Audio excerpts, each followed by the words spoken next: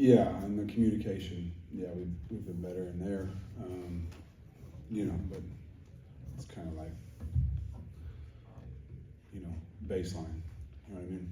So, yeah, communication is better, but still a lot of things to fix. They have a running quarterback. You've seen several this year, but what challenges does he present that are going to challenge your defense? Yeah, he's most talented when he's be able to move and run, and I think his arm talent, when he's on the run, is extremely good too. So it's a guy. If you let him have too much space, he can run around, and he can then choose: do I run the ball, which he's very gifted and talented at, or do I throw the ball, which on the run he's gifted and talented at. So, we're gonna have to do our best to try and counteract that and do what we can to try and keep him in there. You made a point last week about how often Julian Saint had been sacked and how a couple of them were not really even on the defender, right? And you guys got him down a couple times on Saturday. I guess just your impressions of the pass rush and what you guys were able to do in that regard. Yeah, the pass rush has to be better, but when we are able to get advantage downs where we can kind of scheme up a little something better to get after the quarterback, it helps us.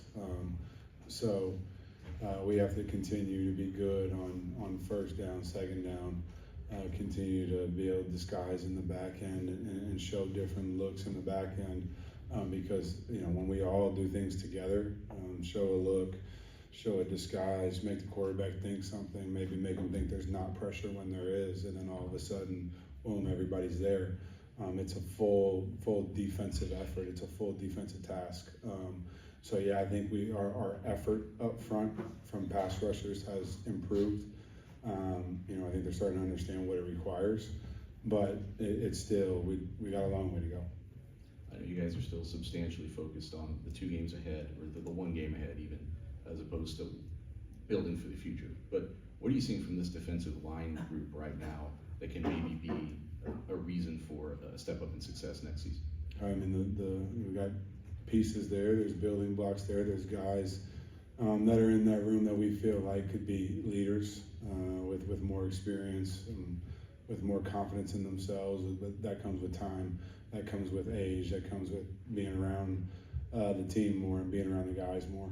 So I think just having that baseline of guys that we know can be that when we get them to where they need to be and when they conduct themselves the way that the standard around here, when we can get everyone along the standard, we understand that we have got guys working towards that can continue to build that.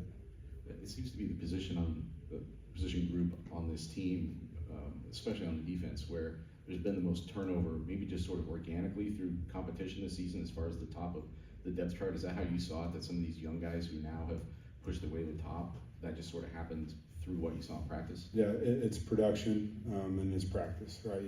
Practice gives you a chance to get on the field, and when you get on the field, if you produce, you're going to get more. You get on the field and production is lacking, then we're going to find ways to get more production, whether it's out of that specific person or maybe trying somebody different. And through that, the cream rises to the top, as they say, right? The guys who make plays, they show through, and those who get more opportunities. Mike, who've been maybe the 1 or 2 maybe most undervalued or underappreciated guys on this defense? I think some of the big guys up front for sure. I think when you think about Ian Jeffries, he creates a lot of havoc. If you leave him one-on-one, he's very quick, probably going to get past you. So I think that's one guy who maybe he doesn't show up in the stat sheet as much, but he does a lot, especially in the run game, to make running backs stop their feet in the backfield, which then kills the momentum of the run, which then allows other people to converge on the ball carrier and make a solid stop. I think in the back end too, I think Taj Rael is, I don't know if he's unsung, but I think he does a lot in terms of his desire to want to be good at football, to want to learn football, and then, we ask a lot of questions about how his communication changed. Well, Taj Rael is a huge piece of why the communication has gotten better and changed. So, I think those 2 guys, when you look back and maybe who doesn't get all the love, those 2 for sure have big roles on our defense that have helped us get a little bit better at some of the areas we need to improve in. Do you still like the energy of the defense this late in the season? Still playing to the echo of the whistle, as they say. Yeah, but you know, we've talked about it from the first day. There's a standard, and if you want to play here, that you have to meet that. And yeah, am I proud of the guys? Do I have a lot of respect for them? Do I love them for the way they compete? Yes. But at some point, that's got to be, you know, that's got to be the cost of entry. You know, it's got to be the cost of being here. And so yeah, I'm proud of them. I appreciate the effort in that aspect. But we could be a lot better. I understand you want to kind of raise that bar and always want to be better, but did you think the defense would be behind schedule at this point of the season, 10 games in? Say it again. Did you think the defense would be, I mean, it sounds like you're displeased with where the defense is in comparison to where you thought it would be at this point of the season a little bit. Yeah, you know, I don't know if I would consider it behind schedule. I don't know what I necessarily consider in that regards. I just want to play winning football, and I want to do our part in contributing and playing winning football. And I feel like we are close, but we say that too much. So there's more that we need to improve on. There's more that I expect. There will be more that I expect out of them in the next 2 games, especially this next one, because it's the most important. But, you know, I don't consider us behind other than, you know, we would like to be a little bit better in the win-loss category right now.